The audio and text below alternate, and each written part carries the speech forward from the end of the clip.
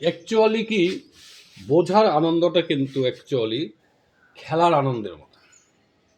মানে দেখবেন একটা বাচ্চা হয়তো মাঠে সারাদিন ধরে খেলছে, পরিশ্রম হচ্ছে, ঘাম ঝরছে, সে আরও খেলতেই চাচ্ছে। অথচ পড়াশোনা করার সময় দেখবেন আর পরিশ্রম করতে চায় না। কেন? ওই আনন্দটা পায় না। তাহলে ওখানে আনন্দ কেন হয়? ওখানে সে বুঝে খেলেছে।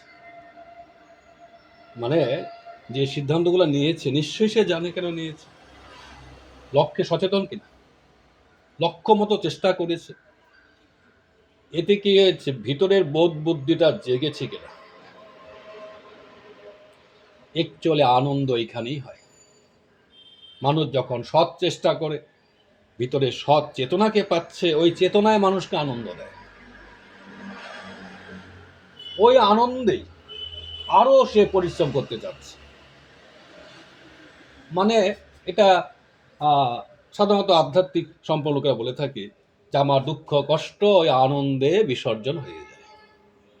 আমি দুঃখ করছি ওই আনন্দ পাওয়ার জন্য, এইটাকে জ্ঞান আনন্দ বলে। তো এখন কথা হচ্ছে, পড়াশোনা করার সময় কি এরকম হচ্ছে? লক্ষ্যে কি সজাগ থাকা হচ্ছে? পড়াশোনাকে উদ্দেশ্য কয়টা ছাত্র জানে? হয়তো বেশিরভাগ অর্থ, মান, চাকরি বাকরি, তাই হয়। তা লক্ষ্য মতো চেষ্টা হচ্ছে কি? যত লক্ষ্যটা গন্ডগোল হয়ে যাচ্ছে, অর্থ মান হবে, তত কি হচ্ছে, অসৎ চেষ্টা হবে, কোনো মতে পাশ করার ধান্দা, কমন নেওয়ার ধান্দা, মনে রাখার চেষ্টা। তো এখানে বোঝার জন্য যে নিজস্ব উদ্যম এটা আছে, থাকে কি?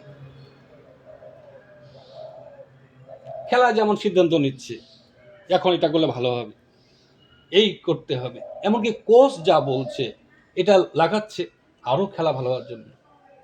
তো শিক্ষক যা বলছে সেই মতো করে কি? শিক্ষকের যে আদেশ এটা কি জীবনে লাগাচ্ছে কি? তাহলে কি করে আনন্দ হতে পারে?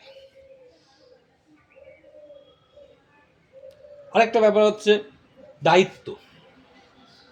খেলার সময় কিন্তু সে একটা দায়িত্ব নেয় যে আমাকে জিততে হবে, তাই নয় কি?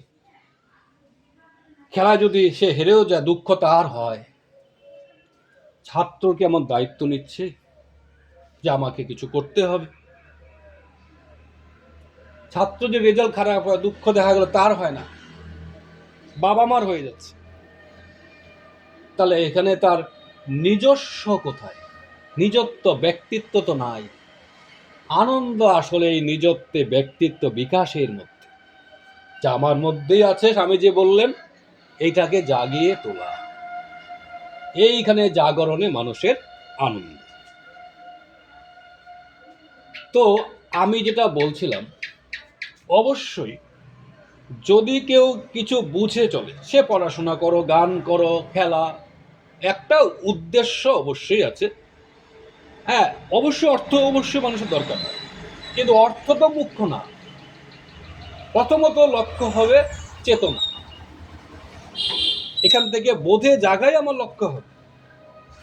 আমি যত এটা সঠিকভাবে বুঝতে চাই, আয়ত্তে আনতে চাই, তত আমি কোনো কর্ম সঠিক করতে পারি। এখানে অর্থ মান এমনি আসবে, কিন্তু আগেই লক্ষ্য যে অর্থ হয়, মান হয়, তখন কর্মে উদ্যমতায় শিথিলতা আসবে।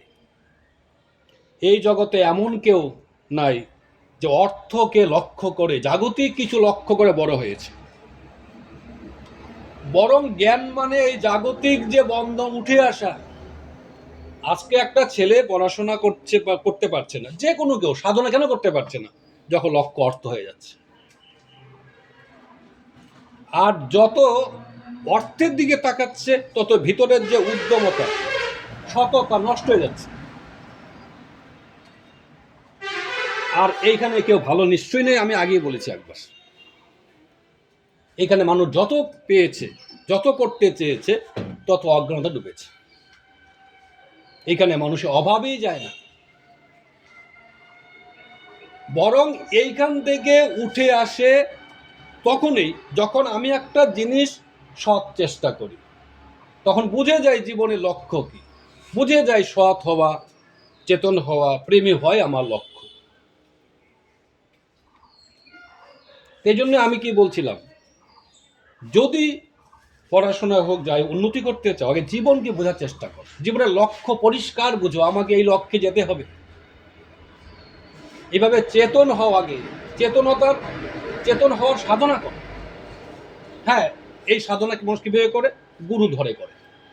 লক্ষ্য যে ঈশ্বর হয়, তাই ঈশ্বরের দিকে আমাকে যাইতে হবে। তো এই সাধনা মানুষ সদ্গুরুকে ধরে করে, তখন মানুষ চেতনও হয়,